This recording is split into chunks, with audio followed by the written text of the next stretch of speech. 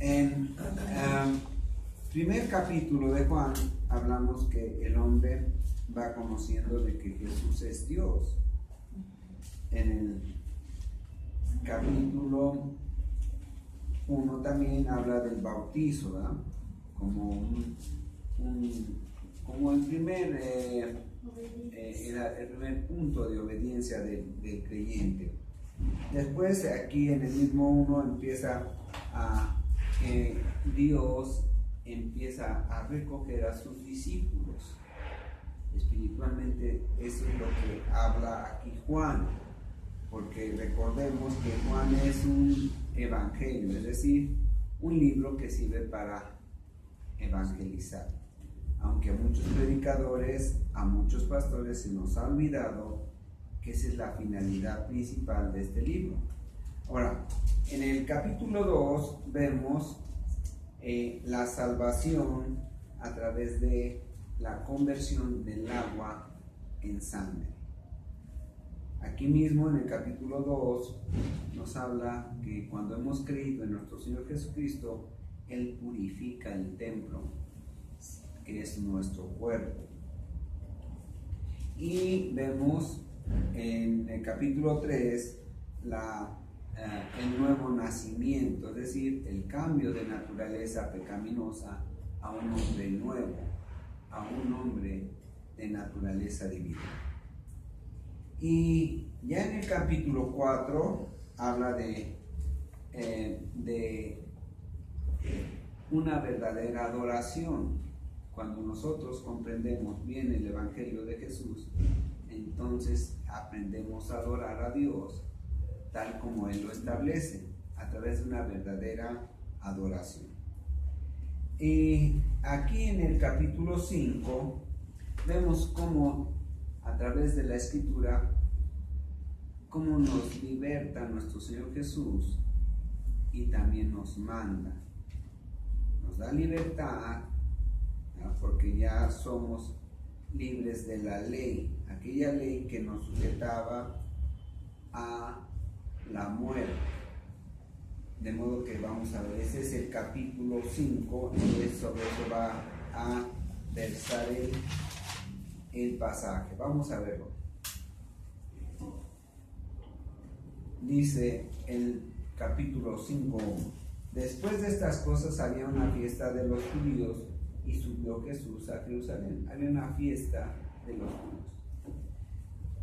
Toda fiesta en el pueblo judío es en realidad una fiesta de Dios, no es una fiesta de los judíos, es una fiesta de Dios. Todas las cosas y todos los eventos de fiesta nacional en el pueblo judío, ellos dicen, no es la fiesta de los judíos, es la fiesta de Dios, porque Dios es el que lo establece, ¿verdad? Bien, dice, después de estas cosas había una fiesta de los judíos y subió Jesús a Jerusalén.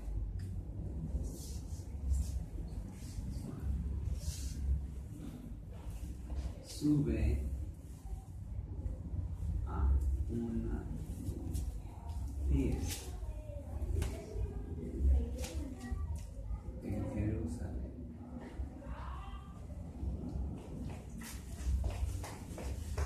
Bien, una fiesta.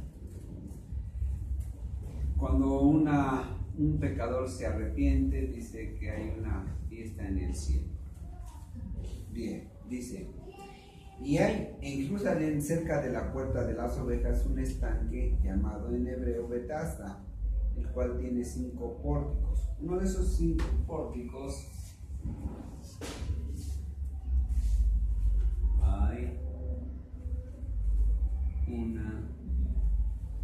un estanque. Hay un estanque, bien.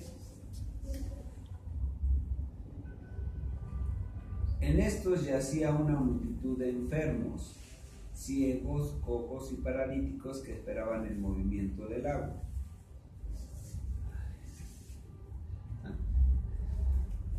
Un estanque, 5 pórticos. Bien. El movimiento del agua. Hemos visto que agua es la voluntad de Dios. Bien, dice un estanque llamado en hebreo Betesda, el cual tiene 5 pórticos. En estos yacía una multitud de enfermos. En los pórticos hay alrededor del templo había pórticos, es decir, entradas, y una de ellas es la de las ovejas, otra era el de Salomón, y cada uno de ellos tiene un significado, ¿no? Pero eso después lo vamos a ver en la puerta de las ovejas, está muy interesante, pero ahorita no lo vamos a ver. Dice: en estos se hacía una multitud de enfermos, ciegos, cojos y paralíticos. En los pórticos,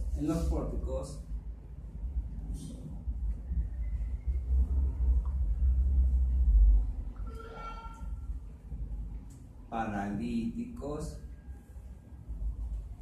¿qué más? Ciegos. Enfermos y los pocos.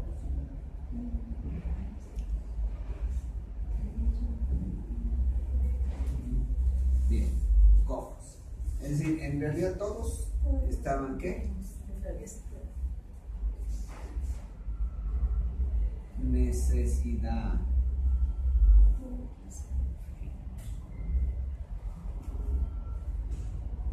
En realidad, hermanos, todos nosotros siempre fuimos llamados en necesidad. ¿Saben? Una vez me dice un hermano: oiga, hermano, ¿por qué siempre los cristianos hemos llegado tan raspados a la iglesia? Porque no vamos de otra manera. El pecado es tan grande en el hombre que no va más que en la necesidad de Dios. Pero en realidad es el llamado de Dios, no es otra cosa. Bien. Que esperaban el movimiento en necesidad y esperaban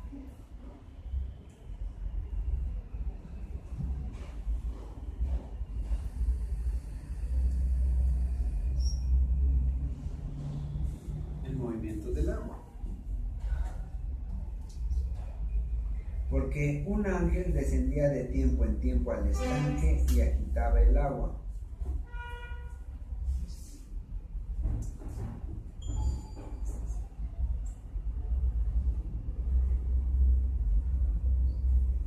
Un ángel bajaba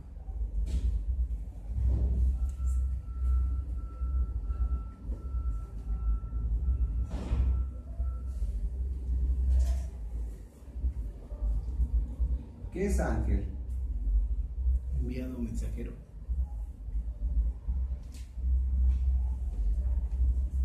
¿Sí? Bien. Y el primero que descendía al estanque después del movimiento del agua quedaba sano de cualquier enfermedad que tuviese. El primero, ¿eh? Cuando agitaba el agua, entonces el primero que llegaba al estanque,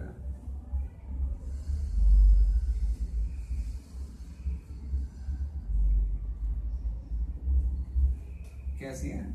Llegaban al estanque Quedaba sano. y descendía. Es decir, se metía, ¿no? Quedaba sano de cualquiera de estos, ¿verdad? O cualquier enfermedad. Es decir, ¿qué pasaba? Quedaba cubierta su necesidad.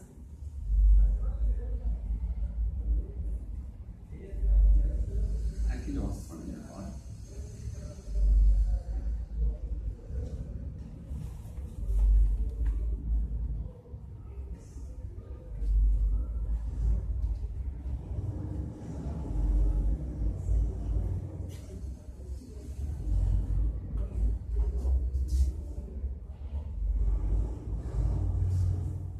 ¿Qué es misericordia, hermanos? Misericordia es un gran dolor en nuestro corazón que nos provoca darle a alguien lo que por sí mismo no puede conseguir.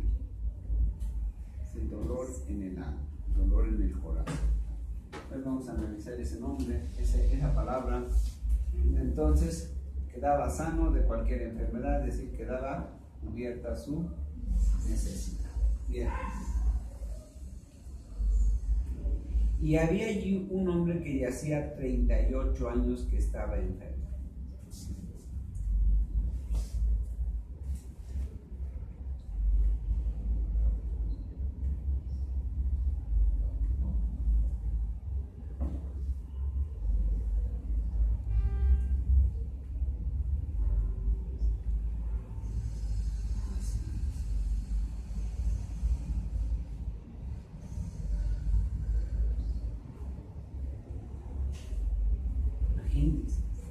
Un hombre que estaba ahí, este hombre por necesidad, estaba en una necesidad grande,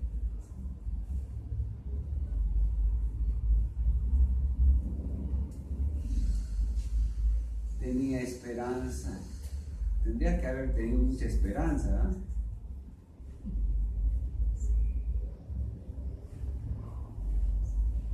Y paciencia.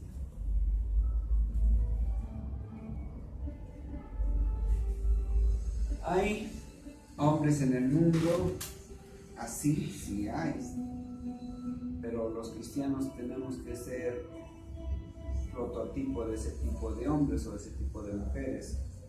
Tenemos que tener mucha esperanza en las promesas de Dios, tenemos que tener mucha fuerza en nuestra necesidad y en nuestra paciencia.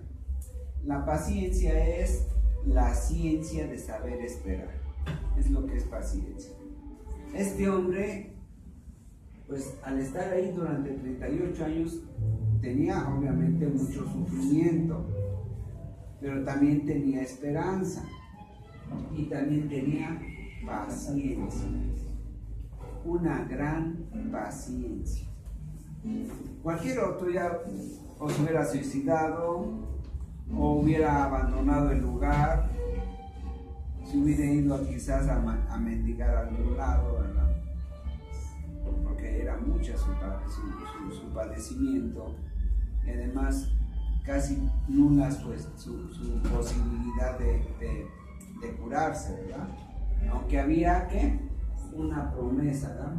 Había un ángel que bajaba y quitaba el agua, y él en esta promesa, en algo que él, ¿verdad?, sabía de ese ángel, él estaba esperando.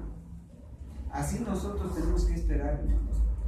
A veces nosotros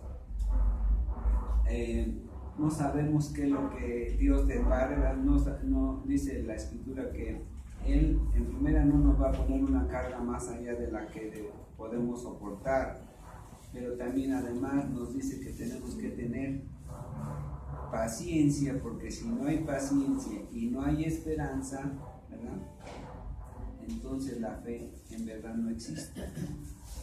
La fe se compone de esperanza y de paciencia.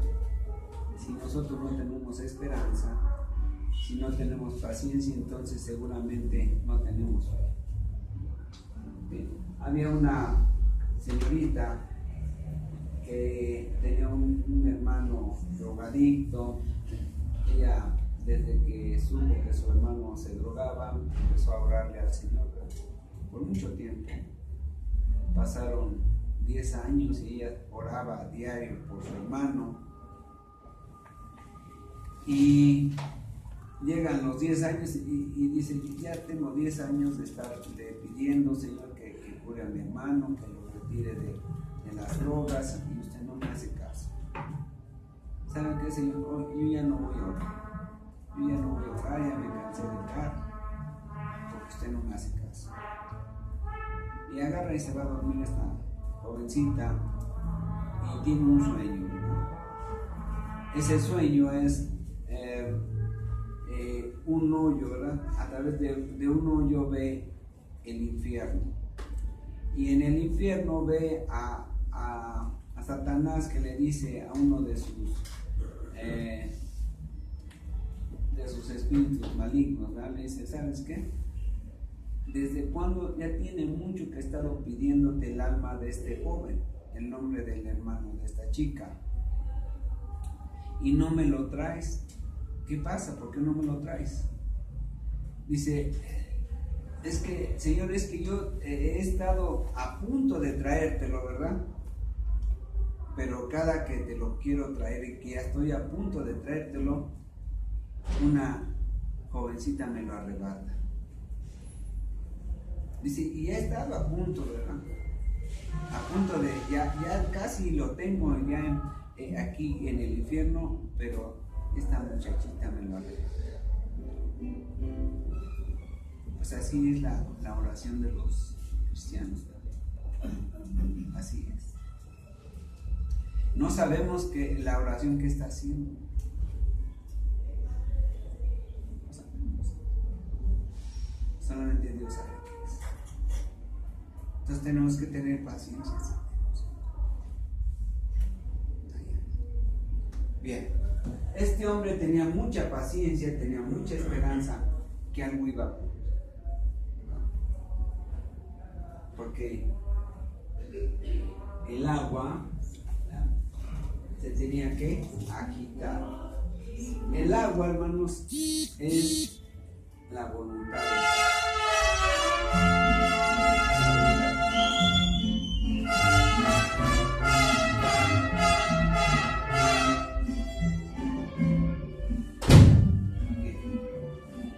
Bien.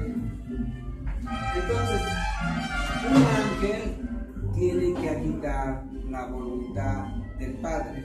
¿Qué es esto? Es mover a Dios a misericordia. Mover a Dios a misericordia. Dios no tiene ninguna obligación de tener misericordia por nadie. Es decir, no tiene la obligación de darle a alguno que está en necesidad lo que necesita, que es la salvación. Estos estaban enfermos, ¿no? En realidad espiritualmente.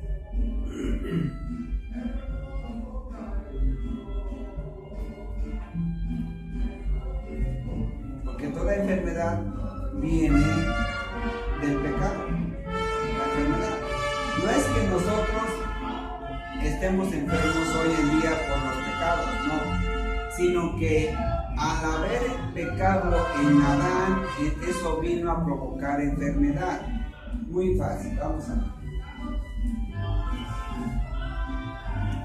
Este es el cuerpo del hombre. El espíritu de Adán estaba vivo, ¿verdad?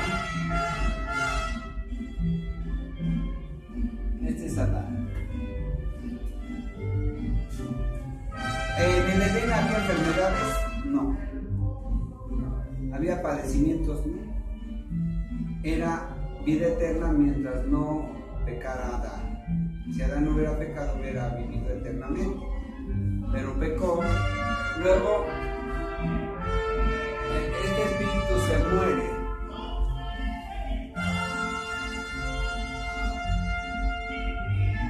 ¿Qué pasaría si metiéramos en este vaso, que fuera de cristal, y metiéramos un pedazo de carne? A través del tiempo se pudriría esa carne, y esa misma carne iba a contaminar al vaso. El vaso es nuestro cuerpo, nuestra carne, y este espíritu al morir obviamente se contamina y contamina, y de ahí vienen las enfermedades. Por eso espiritualmente, ¿no?, estamos muertos y nuestra carne viene a ser contaminada por la muerte espiritual. Por eso vienen las enfermedades, ¿verdad? Ahora, estos estaban realmente, ¿qué?, enfermos espiritualmente. Bien, Dice, y había ahí un hombre que hacía 38 años que estaba enfermo. Cuando Jesús lo vio acostado, supo que llevaba ya mucho tiempo. Así le dijo, ¿quieres ser sano? Le preguntó, ¿verdad? ¿Qué diría un hombre que después de 38 años está enfermo y estaba ahí? Obviamente. Pero nosotros tenemos que ir a Dios en una necesidad consciente. Es decir, nosotros a veces tenemos necesidad, pero no estamos conscientes de la salvación. Los del mundo muchos no están conscientes de su enfermedad. No están conscientes de la necesidad de tener a Jesús en su vida. No están conscientes de la necesidad de ser salvos por medio de Cristo. O sea, toda la necesidad de la misericordia de Dios no están conscientes. Nuestro Señor Jesús lo que está haciendo es hacerlo consciente de lo que Él, ¿verdad?, de lo que Él estaba padeciendo, de lo que Él necesitaba, y por eso le dice, ¿quieres ser sano? Le pregunta, ¿quieres ser sano? Como si le estuviera diciendo, ¿quieres ser salvo? Señor, le respondió el enfermo, no tengo quien me meta en el estanque. Sí quiero ser sano, sí quiero ser salvo, pero no tengo quien me meta en el estanque. No tengo quien me meta ahí. Es decir, nuestro Señor Jesús, ¿verdad? Nuestro Señor Jesucristo sabía lo que este hombre padecía.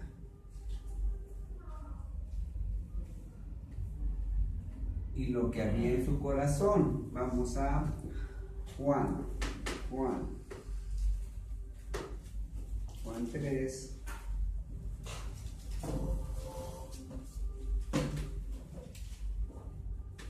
Juan 2, 23.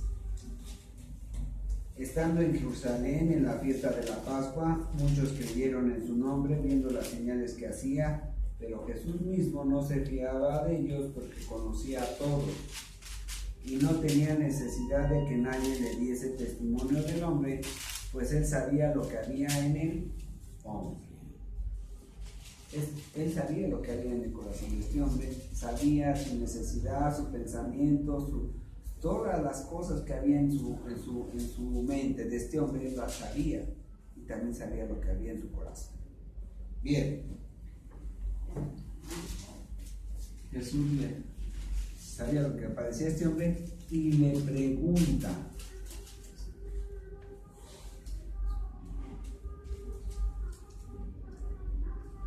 ¿quieres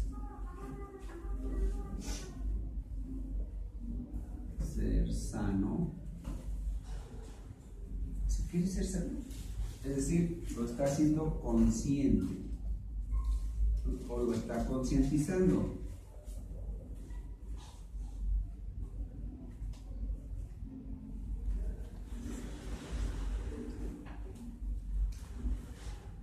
Bien, lo está concientizando ¿de qué? De su necesidad. Bien. Señor, le respondió el enfermo, no tengo quien me meta, si quiero ser sano, pero no tengo quien me meta en el estanque, porque alguien, ¿verdad?, llega antes que yo cuando se agita el agua.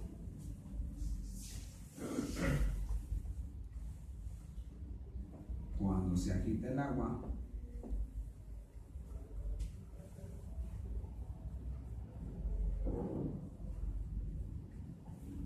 ya llegó otro.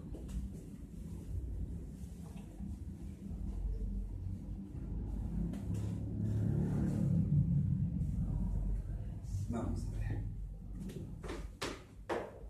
Vamos a Romanos 9.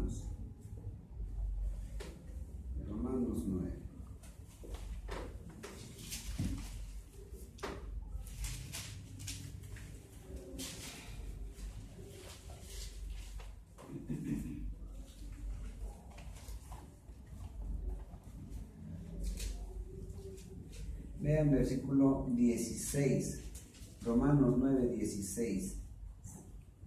Así que no depende del que quiere ni del que corre, sino de Dios que tiene que misericordia. ¿Sí quedó claro? Este hombre no podía ni caminar, ya no correr, no podía ni caminar. ¿Sino de quién? Del que Dios tiene misericordia. Bien, vamos a regresar a Juan. Bien, es decir, cuando hay voluntad del Padre, pues otro me gana. Bien. Jesús le dijo, levántate, toma tu lecho y anda. ¿Qué hizo nuestro Señor Jesús? ¿Qué hizo?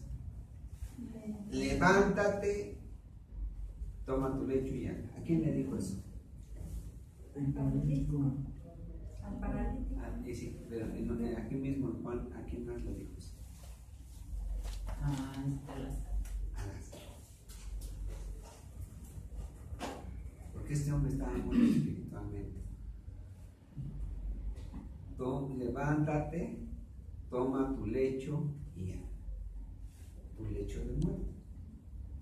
Entonces, este hombre está espiritualmente bueno.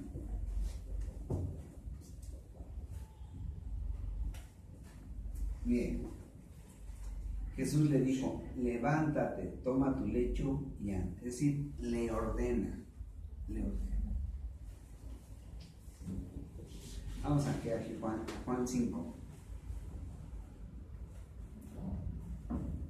5:25.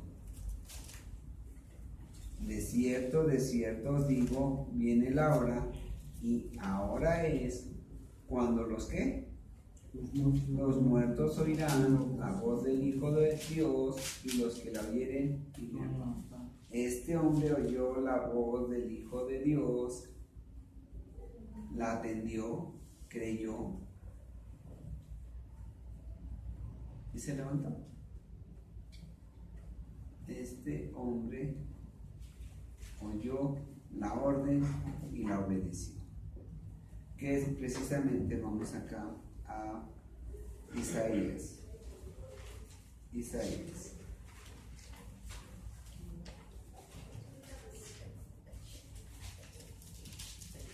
Isaías 1:19.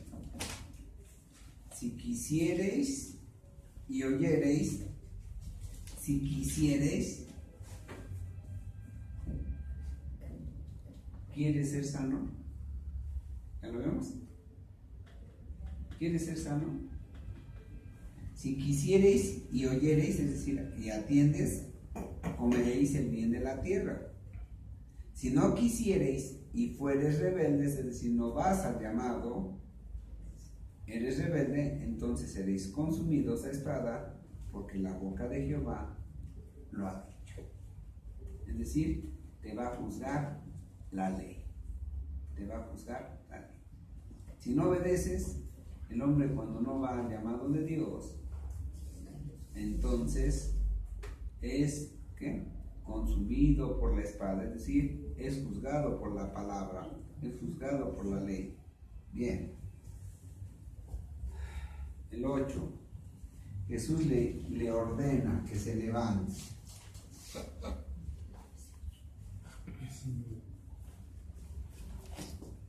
Juan 8, 5, 8 dice, le ordena levantarse.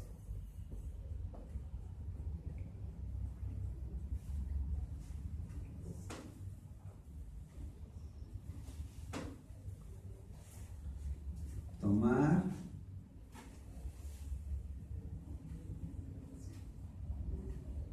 y caminar. Tomar su lecho y caminar. ¿Qué es ya? Jesús es el camino. Cuando llegamos al camino, para seguirlo, tenemos que andar.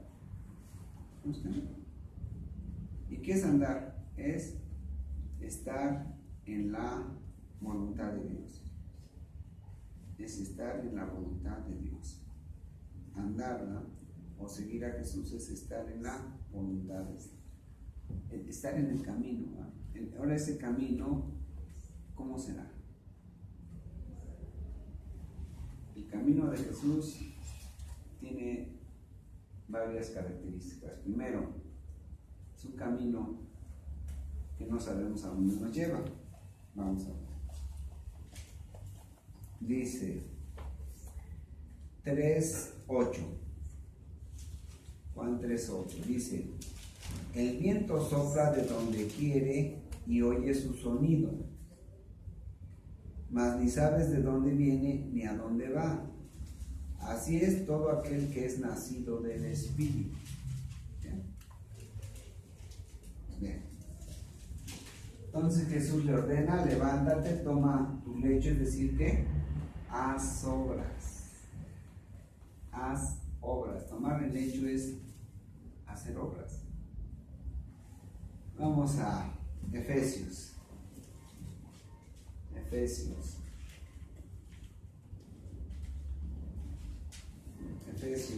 2:10. Porque somos hechura suya, creados en Cristo Jesús para buenas obras, las cuales Dios preparó de antemano para que anduviésemos en ellas. O sea, después de llegar a Jesús hay que caminar, hacer obras. Antes no las podíamos hacer. Este hombre no las podía hacer. Estaba ¿qué? En el lecho. ¿Sí?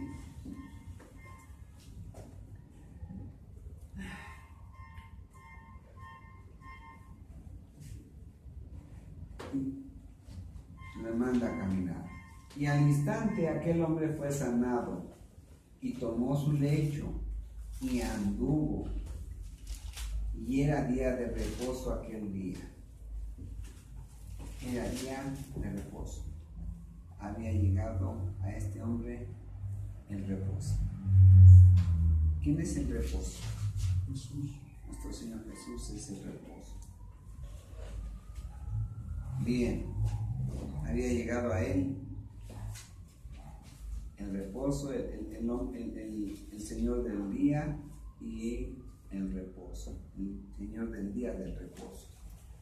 Entonces los judíos dijeron a aquel que había sido sanado: es día de reposo, es decir, la ley dice que no te es lícito, que te es prohibido, ¿verdad?, llevar tu lecho, es decir, hacer obras.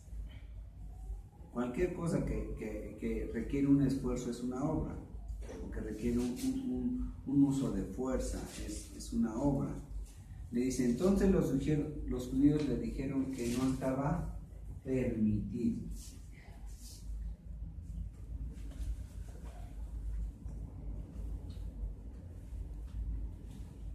Los judíos le dijeron, la ley te prohíbe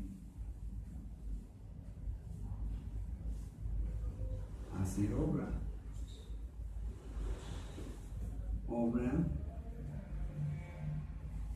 en el día de reposo.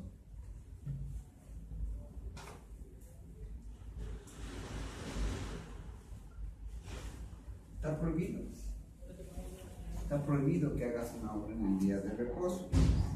No está prohibido hacer obras, solamente en el día de reposo. Él les respondió,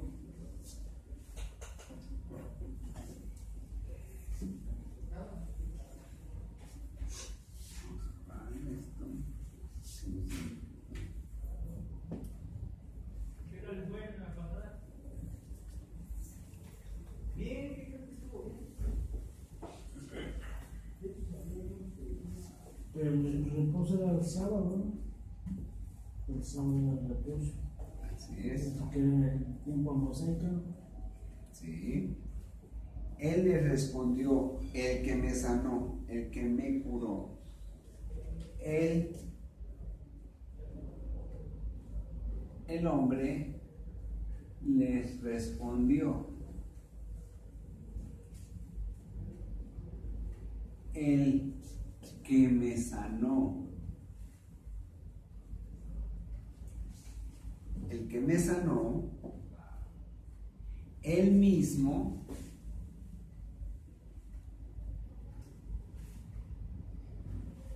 me dijo,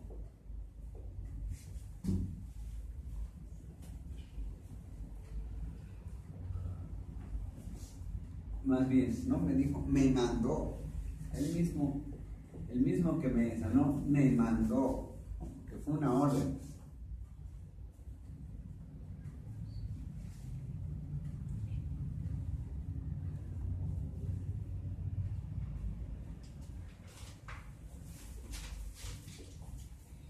Que tomara mi lecho y andara. Cuando hubiera, ¿verdad? Bien.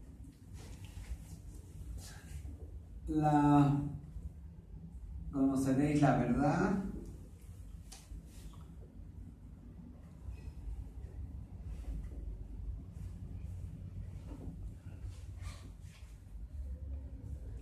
Y la verdad os hará libres.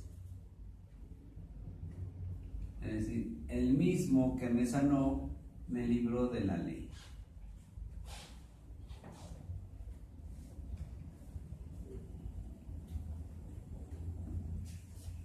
Me libró de la ley. El mismo que me sanó me libró de la ley.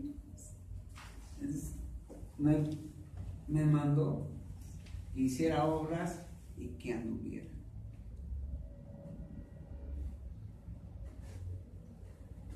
Él mismo. ¿Por qué? Porque es el Señor del día de reposo, ¿no? Lo dice ya en Mateo. Les dice a los que están hostigándole, preguntando por qué sus discípulos recogen ortigas, ¿no? Para comer. Si supieran que alguien más grande que Moisés, es decir, alguien más grande que la ley, está aquí, no acusarían a los inocentes, ¿no? A los que están transgrediendo la ley, y también es lo mismo. Y dice, él le respondió, el que me sanó, él mismo me mandó tomar tu lecho, ¿no? Y andar. Es decir, me libró de la ley. Él me libró. Él me mandó. Bien. Y el que había sido sanado no sabía quién fuese ese.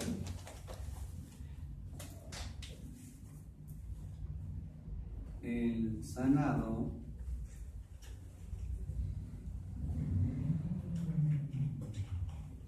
¿quién fuera quién?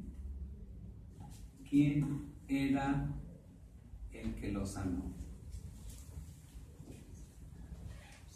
Él no sabía.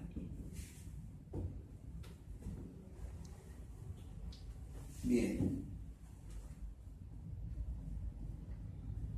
Porque Jesús se había apartado de la gente que estaba en aquel lugar.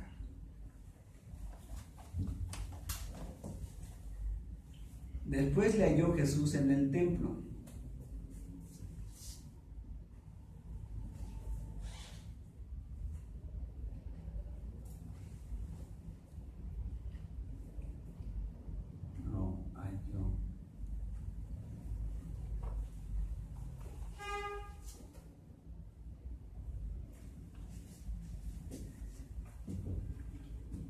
¿Por qué había ido ese hombre al templo? ¿Qué hubiera hecho un hombre que después de 38 años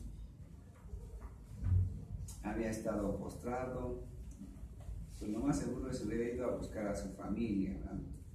Otro se hubiera ido de pachanga a disfrutar de la vida, ¿verdad? Porque mucha gente así es, ¿verdad?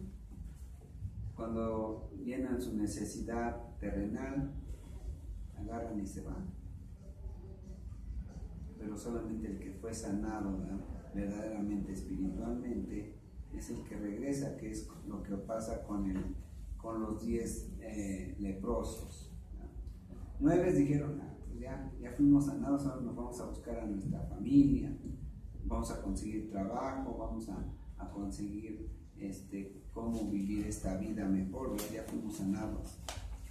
Pero solamente uno regresó y le reconoció como Dios, como un hijo de Dios. Y entonces nuestro Señor le dijo, no solamente fuiste sanado, ¿no?, sino ahora tu fe te ha salvado. Este hombre busca de Dios, va al templo y busca de Dios, que ahí encuentra a Jesús, y Jesús lo halla a él. Bien.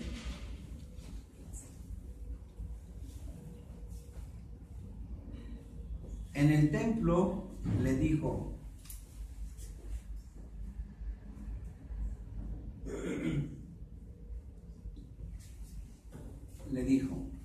mira, has sido sanado, no peques más para que no te venga alguna cosa peor.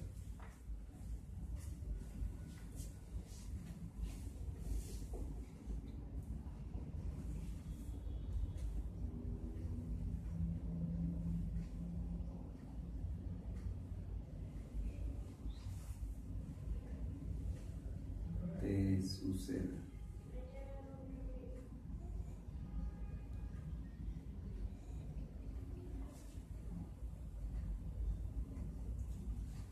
Vamos a ver por qué.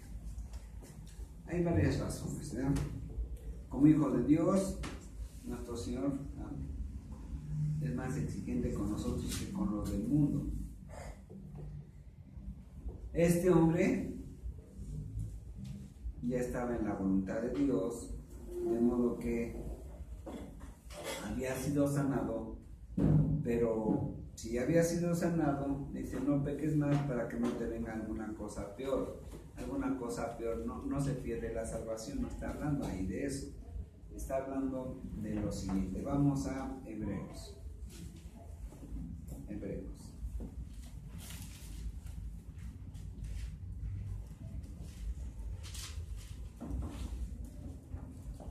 Y si ya me libró de la ley, entonces puedo pecar, puedo hacer lo que a mí se me antoje, a fin que ya fui perdonado de todos los pecados.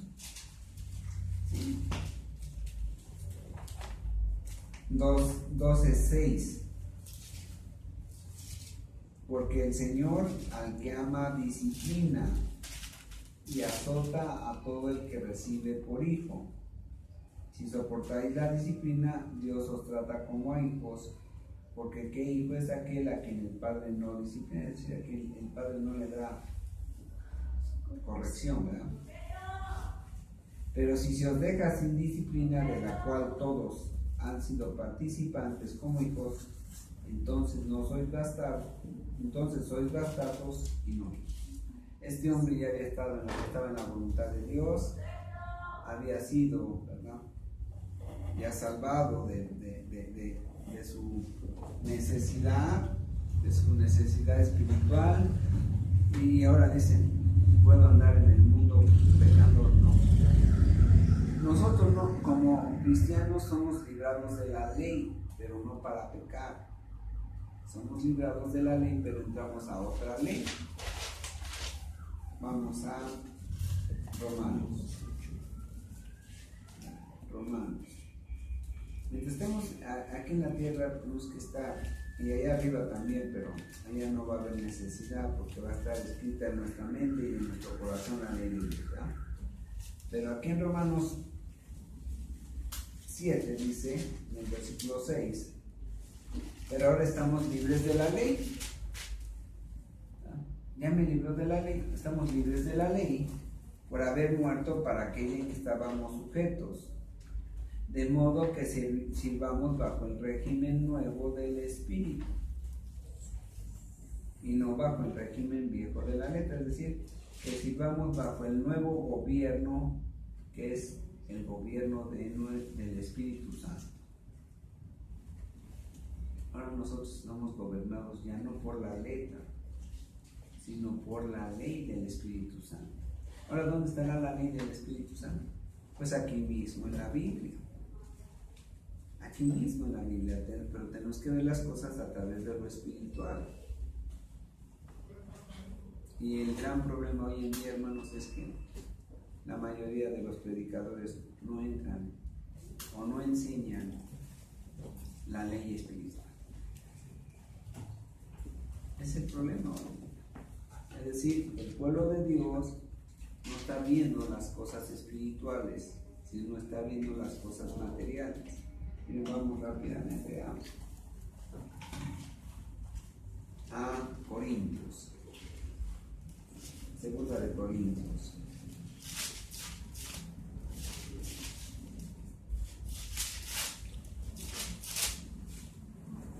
Segunda de Corintios 4. Fíjense bien.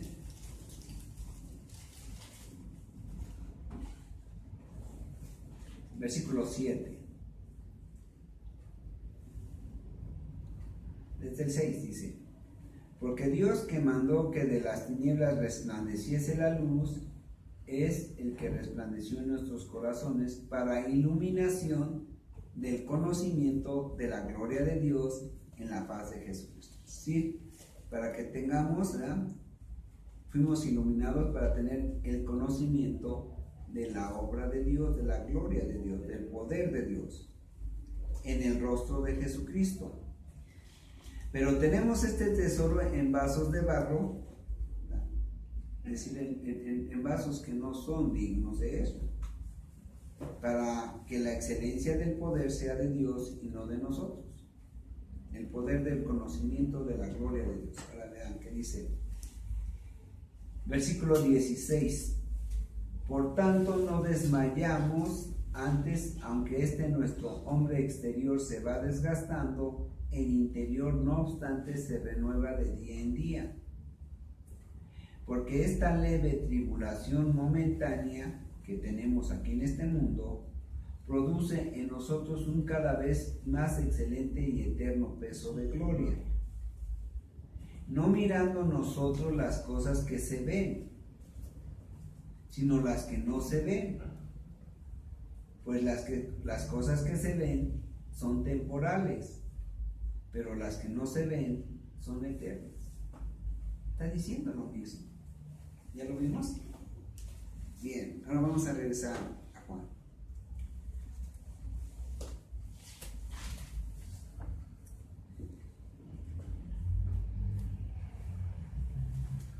Versículo 15. Pero vamos a regresar al 14, me falta una parte. Después le halló Jesús en el templo y le dijo: mira, has sido sanado. Es decir, ¿lo estaba haciendo otra vez qué? Concientizando otra vez. Lo estaba concientizando. Ya no de su necesidad, sino de qué? Sino de su nueva situación. Nueva condición. De su nueva condición. Sí, lo vamos a entender. Primero lo concientiza de su necesidad. Su necesidad ya queda cubierta. Ahora la condición en la que queda después de cubierta su necesidad lo vuelve a concientizar. Mira, has sido sanado, ahora ya eres salvo. ¿Pero qué? Eso no te da, ya te libré de la ley. Pero no es para que peques. No es para que peques. Porque si no, te puede venir algo peor. Y eso obviamente, Dios le bendiga, hermano, es en lo material. No estoy diciendo que se pierda la salvación. Estoy diciendo que aquí el Señor nos tiene que cuidar, nos tiene que disciplinar, nos exige, de hecho nos exige que obedezcamos Y obedecer a Dios implica o significa ser santos. Vamos a Primera de Pedro.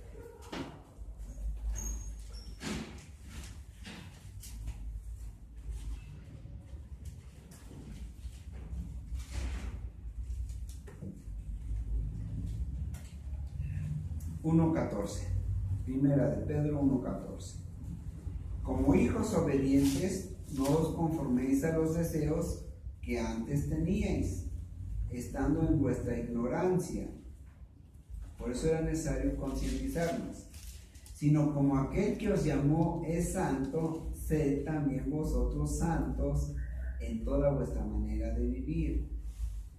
Porque escrito está, sed santos porque yo soy santo. Tenemos que ser santos como Dios es santo. Está muy claro aquí. Bien. Mira, has sido sanado, no peques más para que no te venga alguna cosa peor. El hombre se fue y dio aviso a los judíos que Jesús era el que le había sanado. Ahora ya sabía quién. Le había curado, ¿no? Cuando vamos al templo, cuando vamos a la congregación, sabemos quién nos ha curado. Durante el plan de salvación que nos da, no estamos muy conscientes quién es el que nos salvó. Pero ya después sabemos quién nos salvó. Ahora este hombre dice, es Jesús, ¿verdad?, el que me salva.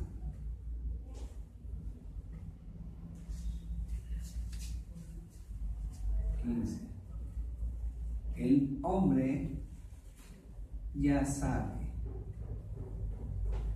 quién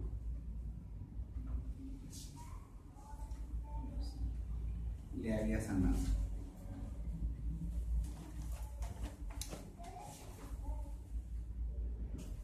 ¿En dónde lo aprendió?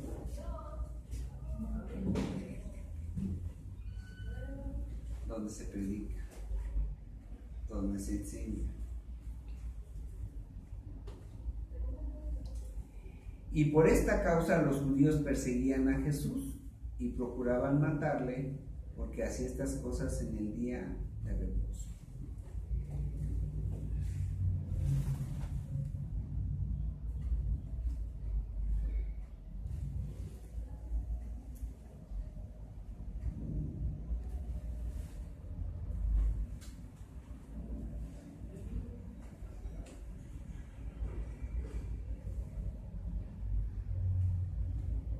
Jesús, por esta causa. ¿Por qué?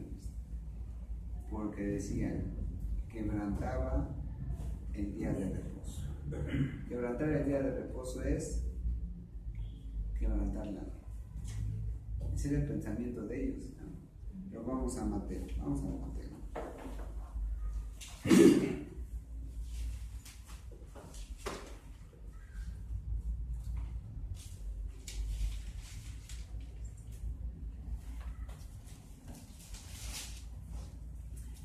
12:6.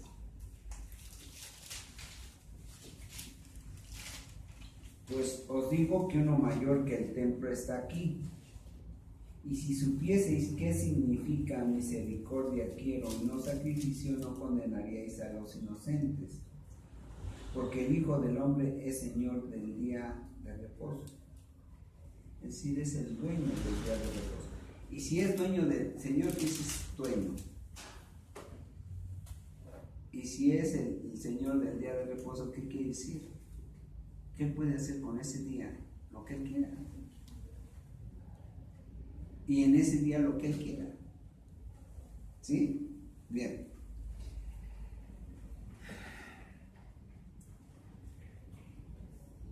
Versículo 16, 15, 17.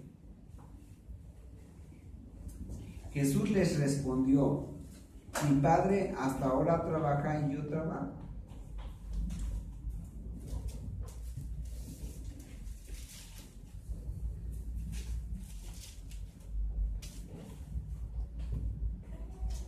Dios trabaja y si yo hago lo mismo que Dios.